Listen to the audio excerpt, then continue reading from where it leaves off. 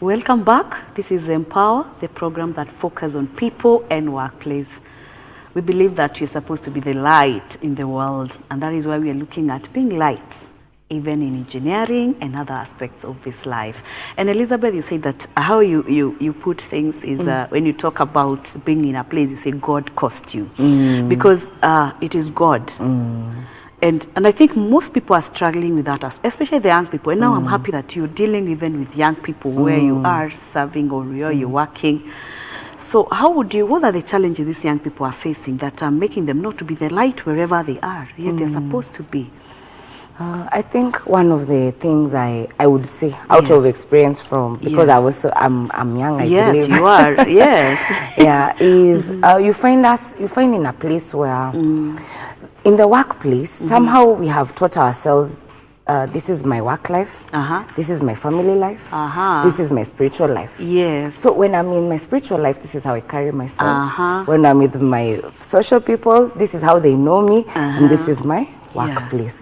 When you separate those ones, you reach a place, it's like you close the door for God to control. He can only, God, this area, please control as much as you want. This one, let me give you an opinion before you come in. When it comes to the career world, we are only looking at maybe other professions who are ahead of us, and some of them may not be born again. Yes. So if there's a way they're carrying themselves in their social life, you start following. Because you're like, this is what my people are doing. Yes. This is what, I know of a friend who, in his workplace, he's born again. Yes. And then in his workplace, the deals are made when people go to bars. Yes. In the corporate world, when you're in the office, decisions are being made, things are happening, but the final say will be when people go to the bar. So now he always wondered, should I be going with them? Because that's when you come in the morning and find there's a new manager. It was decided last night. Outside the office. Yeah. So if you're a person who you have not stood, you'll find yourself also saying, okay, let me also go there. Let me follow. Within no time, you're also doing what they're doing. Let your whole life be one. Let it all be one. Let it just be. You're the Elizabeth who loves God even at work. Yes. Who serves as unto God even at work. Yes. At home. At the workplace. Yes. In church or wherever it is that you're serving. Yes. Because I believe that we are first Christians or believers before we become workers. And the moment you decide your life is going to be separated, like in church, the holy beatrice. But go to workplace, another one. Social life, you can't even know it's me. I think that point you lose it. It's true. Wow. And maybe in engineering, someone may be wondering, what are the challenges that people face in engineering? Because sometimes engineering, by the way, has been a cause that you realize that whichever line of engineering, but it's one of the things that you find most children, they want to be, even when they are young. I want to be an engineer. I want to be this engineer. I want to be this engineer. But maybe sometimes with no understanding what comes in, or maybe sometimes it reaches a point, it's so expected, so much is expected of you that you give up. But what are the other challenges that go around that engineering area? That can make maybe someone feel like, no, even if I desire to be there, let me do a lighter course. Maybe what I would say is you need to put in the time. One thing when we were in campus, I remember was I would look at our life as engineering students and the business students, and you wonder what is not happening. Are you in the same campus? How are they always this free? Because you're always doing probably more units. Even in the diploma, I have realized, I keep on telling my students, I know you want to be always out there free, your timetable to be lighter, but you need to put in the time because the rewards actually are usually exponential. Of course. I told you when I was leaving engineering, I would say I took a pay cut to say as I was pursuing purpose. Because you earn very well. Opportunities are good, and then people are rare. Another thing about it is, in our current industry, we are looking for people who can do work. Don't run for managerial. Don't. I am telling you, those things are far in between. If you want to be a manager, be good enough in being hands-off, and then now go register your own company. You'd have better chances instead of trying to rush for in a company, to be called the CEO, to be called head of something, to be project what. Just go to the field, get the skill, it will reward you. You will get your reward there by learning actually what you need to go screw. Don't actually go for that. That's what I keep on telling people. You need to go for it. So if you're not ready to be boots on the ground, don't go for engineering. Yeah, if I just want to sit at the back of my desk and enjoy in my heels, it won't work. Unless your father owns an engineering company, so he'll hand it to you. Until you take, and then the real engineers are on the field. But you need to understand what they are doing. Because they will also run down the company. That now, is you it. See? Yes. He'll need to employ you because you're his son or his daughter, and also employ somebody who actually knows. And now everyone will always be knowing you're a stooge. Yes. You can't have gone to engineering school and not be able to know what you're talking about. Wow. And that's a good point, because you realize, I think the expectations that we have as young people are very different. Sometimes off the path. Off reality. Yeah, because for you to become seriously an engineer, you need to do it. True. And it calls for you to let your hands get dirty. You need to get that. Wear those aprons, wear those overalls, get to the field. Sometimes you have to climb up. Yes. So if I don't want that, then if I'm not ready for that, then I shouldn't just go for it. True. Otherwise, I'll not grow in the career. It's true.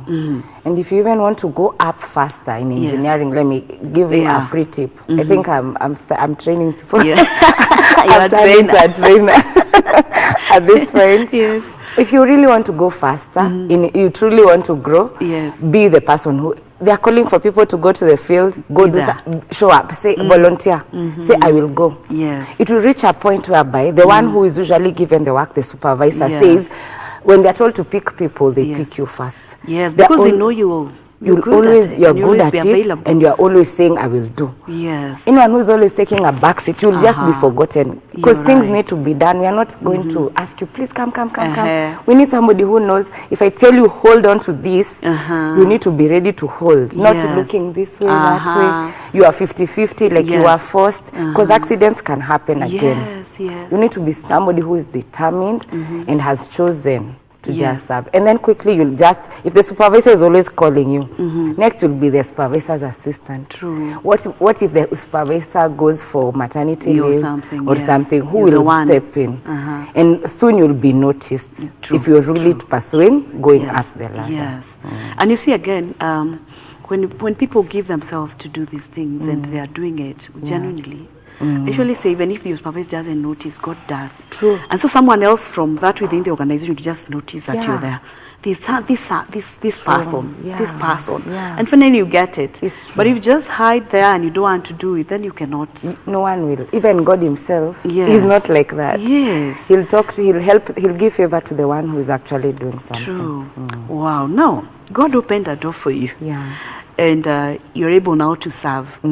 You're serving in the where you're working and also in church. How do you put this balance so that you ensure that you're also not overwhelmed? Because sometimes I find myself, I'm so busy in church and have work waiting for me. So how do you balance that? The Bible speaks about that there's a time for everything in Ecclesiastes. Yes. So you need to, and the Bible also speaks about if you have a vision, write it down. So for myself, I have put out a plan for, in my career, I must always achieve this. Yes. In terms of ministry, I must always be available for this. Yes. So if it comes a time when there's a conflict, I need to really ask God, which one at this time should I give more time? Yes. And then there's just the normal structure for Monday to Friday, during 8 to 5 hours, or during my classes hours, I should be there. Yes. I should not give an excuse, even if there's even if there's an urgent mission, they have lacked a missioner. Yes. I'll help them look for a missioner, but I will not go. I need to go do this work. Yes. And whenever I'm in a mission, I make sure it's during the time not to work. So I give my all in the mission. It's putting time. Yes. And you need to be very clear. And I think I chose to be a trainer because I can't tell every employer, me, you need to release me for missions. You know that's not even wise. Yeah, it doesn't always work. Even it's not wise. It's not wise. Even people will wonder, okay, so because you're a Christian, even me, I'm a Hindu, what do I do? You know? Yes. What special privilege should I have? So for me, this career is very good because it's Monday to Friday. So I know Saturdays I can give of my time. Yes. Yeah. Wow. And even social life. Yes. Visit family when need to be. Yeah. Wow. So when you, when you're working with people, for example, now that you're training young people, what gives you more satisfaction? What gives you satisfaction as a trainer? Because you're dealing with people. Yeah. So what is that triggers you and feel like, oh God, thank you that I'm here? It's because when I see a student who, when they first came, they were really struggling. But you can tell this student is bright, you know, for them to even have made it to get this cut off. And then you're trying to help them. And then another thing is, by the time people are taking a technical course, it's like they have been rejected by university. So trying to tell this child again that you're the one, the world is waiting, you're the one. Yes. Kenya, but if you're there, if an engineer is there and you're not there, that work won't move. Yes. So you are valuable. So to be able to see a child change from like looking down upon themselves and then now seeing that they can actually do this. Yes. That for me, I think that makes me very happy. The impact. Wow. And I think that's a joy that actually teachers get. It's true. I didn't know. No wonder they keep being teachers. Yes. But it's very true. And actually, I just emulate them. I just love them. Because there's something, even if you become better than them, that is they're celebrating. Yes. So as you see these young people, someone came in, and also I love it that you're also not just looking at the books and what they're learning and the technical aspect, just looking at this person's life, their esteem. Yes. Yeah, they need to feel that they are important, they are valuable. Wow, and more being a Christian. True. Wow. Do you take maybe some, or maybe this is just, I don't want your employer to listen to you. Do you take maybe some minutes and ask them who want to get to know the Lord here? Do you speak to them about the Lord? When that happens, it's maybe in the corridors, not during the class. Yes. Because, you know, you can actually tell, and you start from, you notice a child is this way, and then as you're sharing, you've opened up, you can even ask them. Yes. And then you can even tell them that there's usually a CO program. Can you consider going? Yes. Yeah, because I may not go myself, but you tell them, because you know the impact of being in a CO in campus. Wow. Yeah. That's beautiful. Now, I know we don't have much time. We should be closing the program. Someone may be watching us and thinking about this engineering and the way you were really explaining it. What words would you tell them so that they can feel motivated, I can still make it, I can move forward? Yes.